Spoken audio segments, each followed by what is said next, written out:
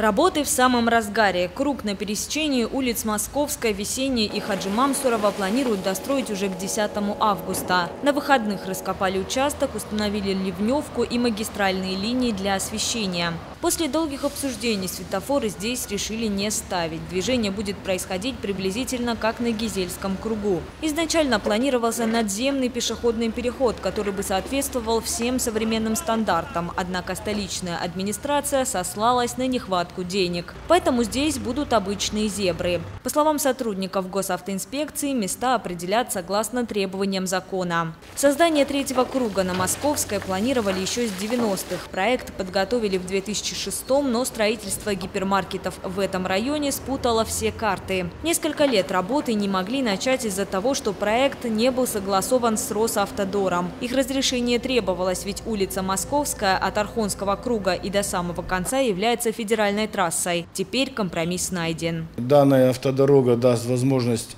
разгрузить улицу Калинина, улицу Московскую и дать возможность людям более беспрепятственно, без заторов доезжать до своего места назначения.